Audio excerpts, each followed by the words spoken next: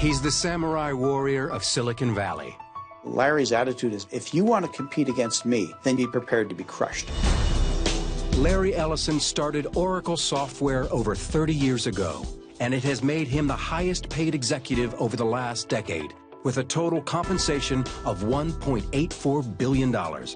There was nobody better than Larry at making a customer believe that he could change that person's business life with his product. He sees around the corner well before many of us get to the end of the street. He'll do whatever it takes to win, in the office. SAP, the German software firm, was ordered to pay Oracle $1.3 billion. Or on the ocean. There is absolutely no doubt that he hates to lose. His company's technology has become the backbone of the world's information systems, from government to online commerce. The brazen billionaire is an ambitious provocateur with a singular management style. I have a theory that Larry's succession plan for Oracle is he is trying to figure out a way that when he's 6 feet under in a grave, he can still run Oracle.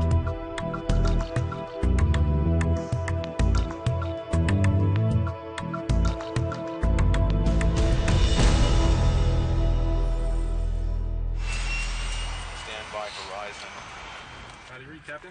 Loud and clear. Okay. If you know anything about Oracle's Larry Ellison, it probably goes something like this. I've got a Bugatti, the fastest car in the world. His home cost $200 million. The fastest sailboat that's ever been built. I'm addicted to winning. The more you win, the more you want to win. He's a high-flying adrenaline junkie and an unapologetic collector of expensive toys and real estate. That really takes my mind off of work. He spent $400 million to bring the 2010 America's Cup, the oldest active trophy in sports, back to America for the first time in 15 years. But his success comes from something far less flashy. Some of the world's most essential software. Tools you use every day, but probably don't realize that it's his company making them work. Almost everybody in the world uses Oracle. They just don't know it. If you do any kind of government transaction with almost any government in the world, any business transaction with almost any internet business in the world or any traditional business, if you have a credit card, if you have a cell phone, if you have any of the modern things in life, if you live today, I think you probably use Oracle. Larry Ellison arguably created the most important computer software you never heard of. He was the man behind the curtain for a tremendous change in the way we all live. Ellison remained behind that curtain when we tried to reach him to participate in this program.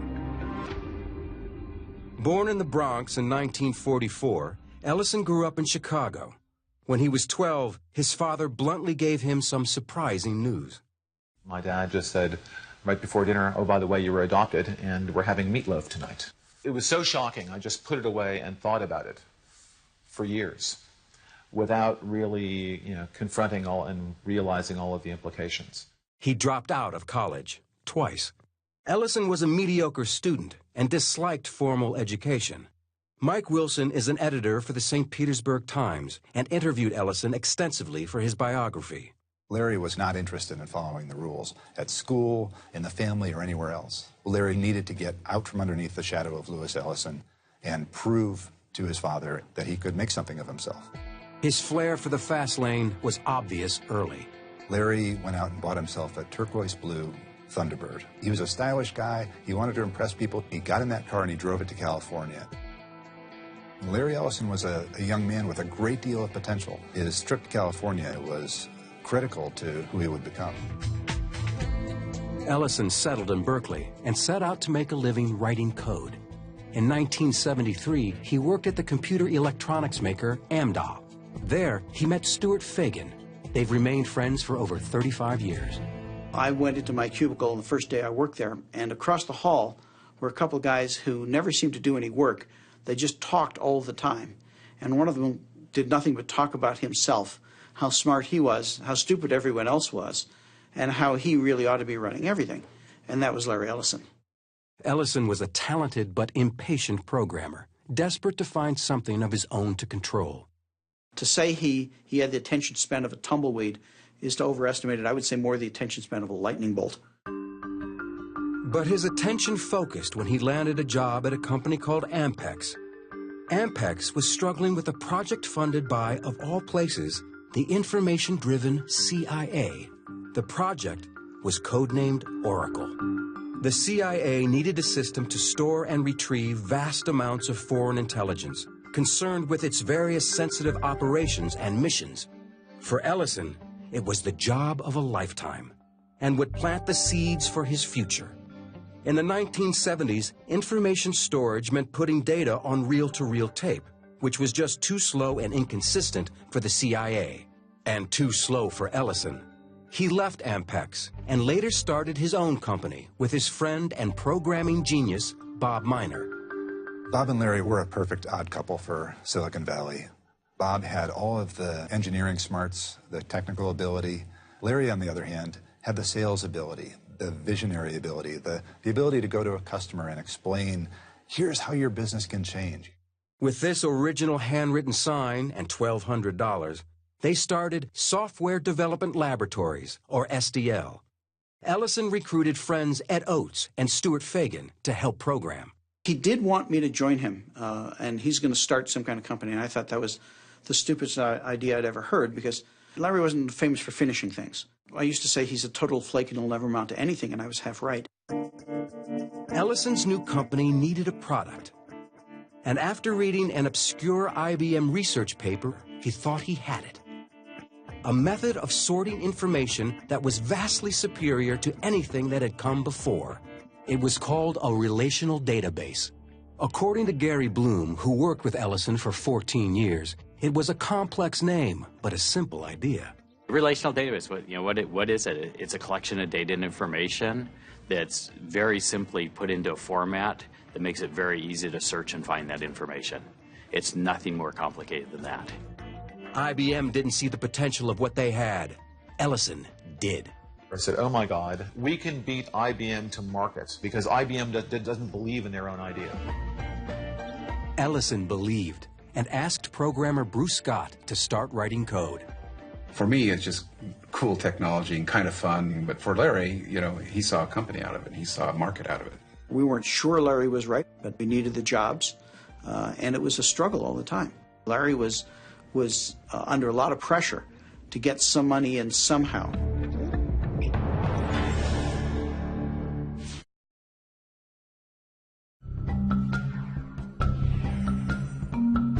In 1977, at age 34, Larry Ellison's startup software company was busy creating a smart database they thought would revolutionize how companies retrieve, manage, and analyze data.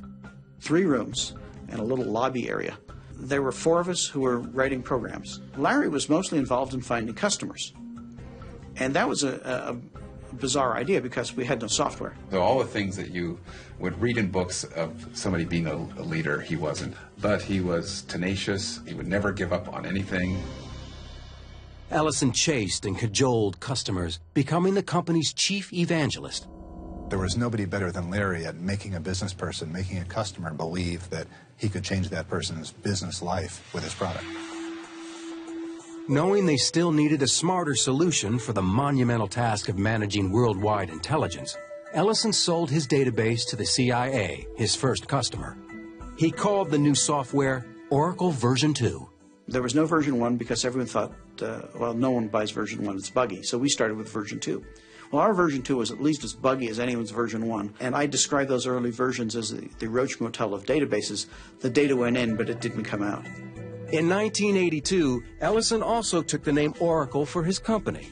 He targeted government agencies and major corporations in his own unique way. I remember him telling me very distinctly one time, Bruce, we can't be successful unless we lie to customers. For some reason, Larry told the Bank of America, I think he told us there were 15 of us, when in fact there were 5 of us. Now, I'm not sure why the Bank of America would think differently of you if you're 5 or 15. But Larry had given them a number which was a little larger than reality. Ellison also was sharpening a sales philosophy rooted in a trip he had taken to Japan in the early 1970s. I was in Japan, and I was talking to a Japanese business executive, and he told me, that the problem with America is that we just have no stomach for competition. In Japan, we believe our competitors are stealing the rice out of the mouths of our children. In Japan, we think anything less than 100% market share is not enough. His take-no-prisoners approach became known as the Oracle Way. The Oracle Way in the early to mid-'80s was just to win, almost by any means necessary. Larry's attitude is, if you want to compete against me, then you better be prepared to be crushed, or don't compete against me.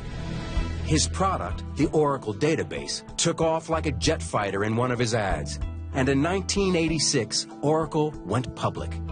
His 39% stake in the company was worth a stunning $93 million. The IPO was a huge hit, but was overshadowed the very next day by Microsoft's public offering, which made Bill Gates' stake worth a whopping $350 million. In 1989, Ellison moved Oracle to this mammoth campus in Redwood Shores, California, which became known as the Emerald City, a reference to the Wizard of Oz, or as one newspaper described it, Larryland. And everyone knew who was the wizard. When I ordered a Ferrari 348, and I was going to get the first 348 in California, Larry ordered one from somewhere on the East Coast and got it shipped in before I got mine. He didn't want to be the second one. He wanted to be the first one. His obsession to be first took its toll. Oracle hit a wall. These aggressive sales practices started to cause serious problems.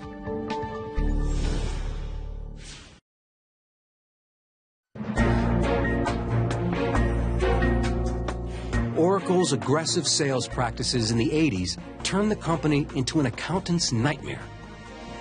The sales force was so aggressive, so willing to close a deal, and there were so few business controls over the makeup of those deals. Then we started having the problem of we certainly signed some bad contracts. They were also selling products that hadn't yet been created. Oracle was selling a lot of futures, so you were taking a lot of money in, a lot of revenue in for future deliverables. Well, then the question comes, when you finally have those deliverables, now who do you sell them to? You already sold it to everybody. You sold it to them 3 years before you had it. It didn't help the company's prospects that their latest product was a dud. Oracle version 6 was riddled with bugs. Customers were frustrated and sales plummeted. It's sometimes characterized as the near-death experience of Oracle in the early 90s, and it was. We weren't cutting fat. We were cutting into muscle, and you might even say in a couple of cases, we're cutting a couple limbs off. With Oracle's stock price in free fall, so was Ellison's personal fortune. By November 1st, 1990, he had lost $790 million.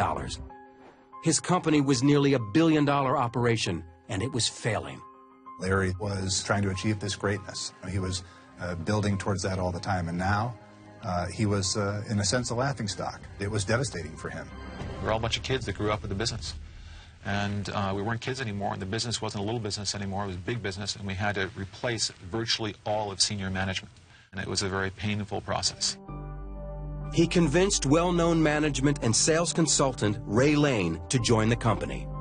And what he brought was what I'd characterize as operational discipline and a maturity around this is how a big business runs. It was chaotic, it was painful. Nobody wanted to go through that again. And so the culture was kind of reset. But the company's real savior came in the form of a new product. Zach Nelson was Oracle's youngest marketing executive. Oracle 7 was a spectacular product. The future was incredibly bright. And I think everybody within Oracle at that time certainly knew it and could sense it. It wasn't just incrementally better, it was orders of magnitude better. Ellison's company had dodged its near-death experience. In 1994, Oracle revenues passed the $2 billion mark, and his stock, as a result, was worth nearly $3 billion. For Ellison, that wasn't nearly enough. To become software's sole heavyweight, Ellison knew he had to pick a fight with the reigning champion, Bill Gates. He seemed to be personally disappointed he wasn't wealthier than Bill Gates. It's the scorecard. And if you weren't number one, if you weren't richest, you weren't on the top, you weren't the best. It was the scorecard, and he was losing. I think that Larry thought he was in tremendous competition with Bill Gates, and maybe Gates didn't think so much. Larry wanted to be recognized as the greatest innovator, salesman, evangelist in the world of software. And he had a steep battle going up against the guy who had put his software in every single personal computer practically in the world. Ellison was fixated on Gates. He would later admit publicly to hiring private detectives to dig up dirt on him. Gates's new product, Windows 95, had the entire tech world buzzing, including Ellison himself in this appearance on The Charlie Rose Show. This Windows 95 is an enormously complicated piece of software. And the idea that people are going to install this in their households and manage these things in their household, to me, is hilarious. And it's time for something that's easier to use. Well, this is clearly part of our strategy to dethrone Microsoft. But the way you dethrone Microsoft is not somebody that, you throw darts at Bill Gates and hate and envy Bill Gates. You have to think about products and create products that are better than the products that Microsoft is selling. Ellison made a move into the consumer device market. He called it the Network Computer, or NC. He launched the network computer with great fanfare. The computers we currently make, personal computers, are rather expensive and very, very complex. So we've introduced this new class of computer for normal human beings at very low cost. That's pretty. Very low cost, very lightweight. Now every person can use a computer because they're low cost and very easy to use. You can surf the net, you can do email on, and he said, and it's going to be $500. It's kind of an internet appliance, so to speak. No different than your toaster. I can remember having a discussion with him saying, the internet makes it possible to imagine a world without Microsoft's operating system on every desktop. And that was really, the birth of the NC. Ellison went on a campaign to promote the power of his new baby on the web, while mocking the popular PC. I hate the PC with a passion. Put the stuff on the net. It's bits. Don't put bits in cardboard. Cardboard in trucks. Trucks to stores. Me go to the store. Pick this stuff out. It's insane. I love the internet.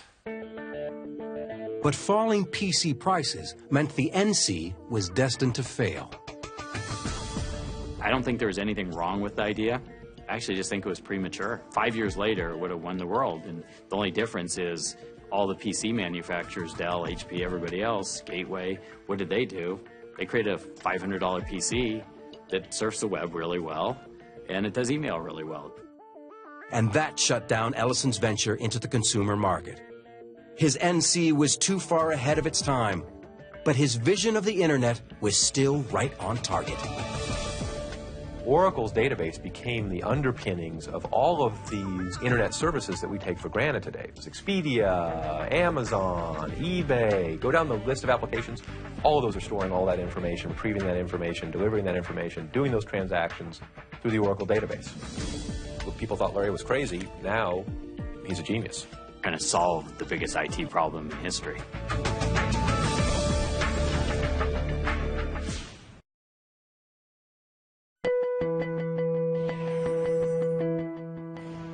By 2000, Larry Ellison's company, Oracle, was among the elite tech companies in the world.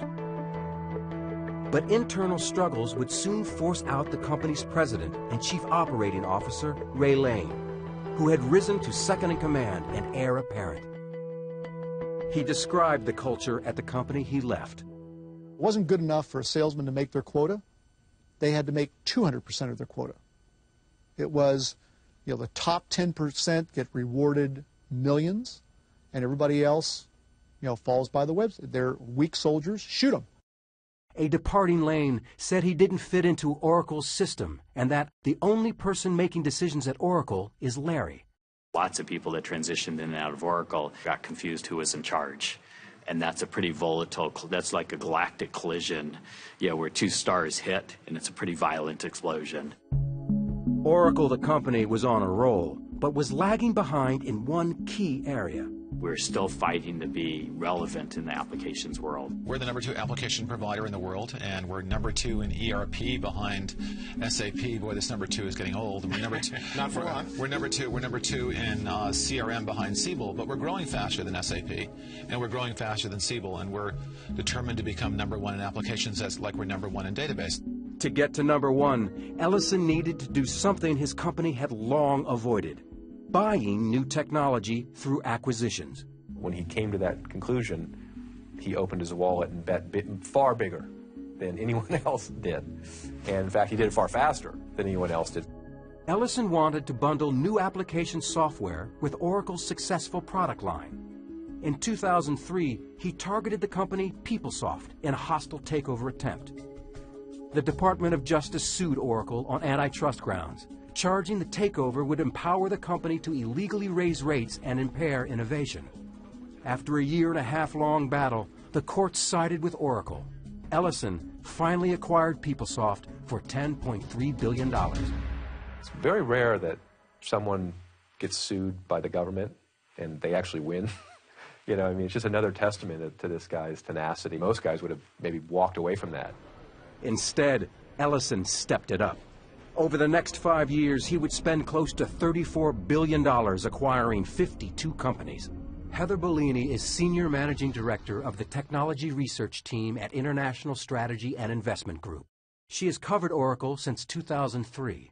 He started looking out and seeing how the landscape was changing and how the carnage that was done to some of his competitors was going to give him an opportunity to go make some acquisitions and buy some technology where he was behind. And he really was the one that started the whole M&A trend within the technology industry. Ellison's appetite for acquisitions accelerated in 2009 with his $7.4 billion trophy purchase of the prominent hardware company Sun Microsystems. But in 2010, his eyes were on another trophy, a decade-long $400 million obsession. BMW Oracle Racing was launched in 2000 for Ellison's run at the America's Cup. It may be the oldest active prize in international sport, but what Ellison created was entirely new. The boat is a trimaran. It often appears to be nearly flying with only one of its 3 hulls actually in contact with the water. The oceans have never seen anything like it. There is absolutely no doubt that he hates to lose. There's no doubt of that at all. Grant Dalton has competed against Ellison on the America's Cup circuit. My recollection in racing against him, and we will race against him in the future, is this is a man that's very determined to win. On Valentine's Day 2010, Ellison brought the America's Cup back to the United States for the first time in 15 years. He celebrated with his now ex-wife, romance novelist Melanie Kraft. It was his 4th marriage. The old samurai warrior re-emerged when his friend Mark Hurd resigned as CEO at Hewlett-Packard amid allegations of sexual harassment and expense account irregularities. Ellison was outraged. He attacked the HP board of directors. He said, quote, the HP board just made the worst personnel decision since the idiots on the Apple board fired Steve Jobs many years ago. Exactly 1 month later, Ellison stunned the business world when he turned around and hired the ousted executive. The Silicon Valley soap opera continued when HP named Leo Apotheker as its chief executive. His former company, SAP, is Oracle's biggest rival in business software. SAP and Oracle had been locked in a nasty 3-year copyright infringement case that ended in November 2010. SAP, the German software firm, was ordered to pay Oracle $1.3 billion. It was the biggest settlement ever for software piracy. Larry Ellison's brawl had drawn new blood on the information technology battlefield. And as always, he is more determined than ever to win. Larry Ellison is pretty similar to the New York Yankees. They're the team you love to hate. And as a competitor to Larry Ellison, I'm sure that he's the person that people love to hate, just given how successful he's been. While most visionaries you think are sort of just talking off their hat and saying, oh, this is how the world can be, you know, Larry sees how the world can be, and then he actually tries to make it that. He started with a $1,200 stake in a little company, and by sheer force of will and persuasion, he built it into one of the giant software companies of the world.